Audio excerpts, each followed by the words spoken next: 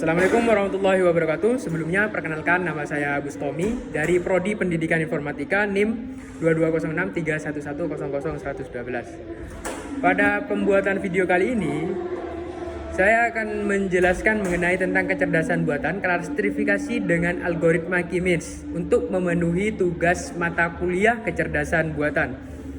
Langsung saja ke materinya. Yang pertama, apa sih itu kecerdasan buatan?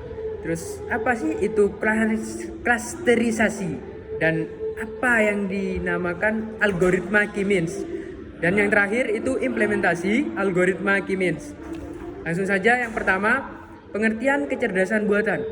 Kecerdasan buatan adalah bidang ilmu komputer yang berfokus pada pengembangan sistem yang mampu melakukan tugas-tugas yang biasanya memerlukan kecerdasan manusia. Tujuan utama dari AI adalah menciptakan agen cerdas yang dapat berpikir, belajar, dan beradaptasi seperti manusia. Dalam pengembangan AI, terdapat beberapa pendekatan, termasuk pembelajaran mesin atau machine learning, pemrosesan bahasa, terus visi komputer, dan masih banyak lagi. Yang kedua, pengertian klasterisasi. Pengertian klasterisasi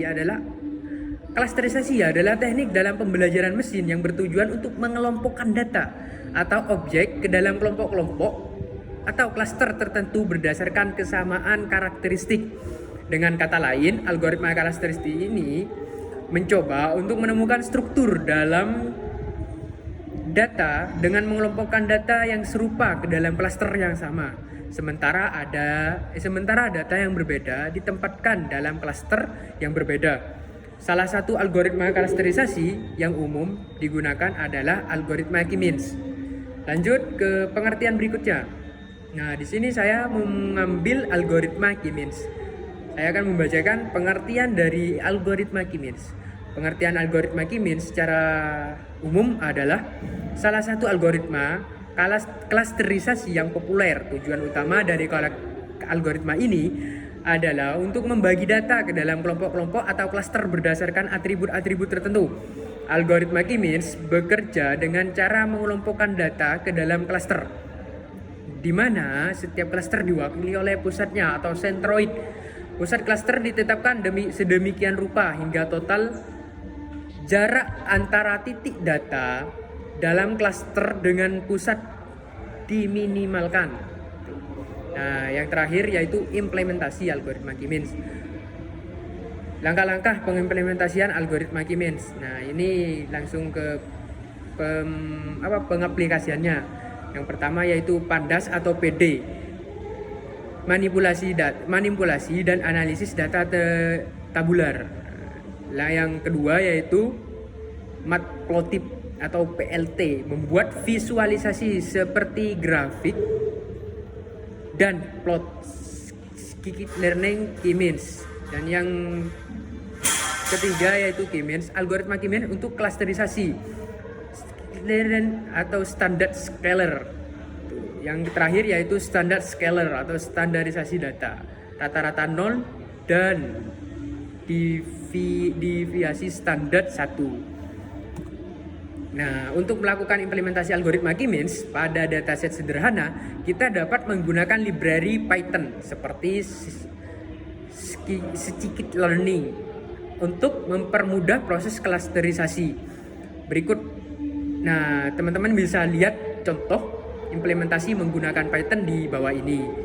Mungkin teman-teman bisa dilihat sendiri untuk klasterisasinya di bawah ini. Nah, ini untuk standar. Ini sekarang kita penjelasan ke sintaksnya yang di atas. Sintaks yang pertama yaitu dataset sederhana X dan Y dan ditampilkan sebelum klasterisasi. Yang kedua, dataset distandarisasi menggunakan standar scalar untuk memastikan bahwa skala variabelnya seragam.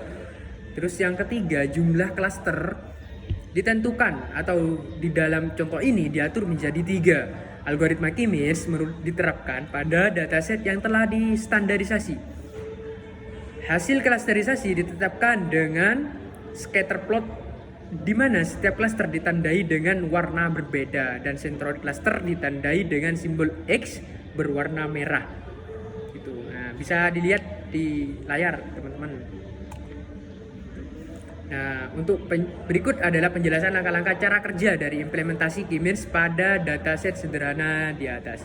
Yang pertama, yaitu pembuatan dataset sederhana. Dataset sederhana dibuat dengan dua variabel X dan Y yang mempresentasikan koordinat titik dalam ruang dua dimensi atau 2D. Visualisasi dataset sebelum klasterisasi. Sebelum klasterisasi, dataset ditampilkan dalam scatter plot untuk melihat pola atau distribusi datanya sebelum dilakukan klasterisasi. Dan yang selanjutnya yaitu standarisasi dataset. Dataset distandarisasi menggunakan standar scalar dari scikit-learn. Standarisasi diperlukan agar variabel memiliki skala yang seragam sehingga algoritma K-means dapat bekerja dengan baik. Dan yang terakhir yaitu menentukan jumlah klaster atau key. Jumlah klaster atau key ditentukan sebelumnya. Dalam contoh ini diatur menjadi 3. Itu teman-teman. Dan klasterisasi dengan K-means. Algoritma K-means diterapkan pada dataset yang telah distandarisasi. Proses klasterisasi dilakukan dengan menghitung pusat klaster atau centroid dengan mengelompokkan setiap titik data ke klaster dengan pusat terdekat. Jumlah iterasi yang diperlukan untuk konvergensi bisa bervariasi tergantung pada data dan inisialisasi centroid awal. Dan visualisasi hasil atau klasterisasi. Hasil klasterisasi ditampilkan dalam scatter plot. Setiap klaster ditandai dengan warna yang berbeda. Pusat klaster atau centroid ditandai dengan simbol X berwarna merah. Tuh. Nah, melalui visualisasi tersebut dapat melihat bagaimana algoritma K-means telah mengelompokkan titik-titik dalam dataset ke dalam klaster-klaster yang berbeda berdasarkan kesamaan karakteristiknya. Pusat klaster adalah representasi rata-rata dari titik-titik dalam klaster tersebut. Nah, mungkin itu aja yang bisa saya sampaikan pada video kali ini. Kurang lebihnya saya mohon maaf. Wassalamualaikum warahmatullahi wabarakatuh.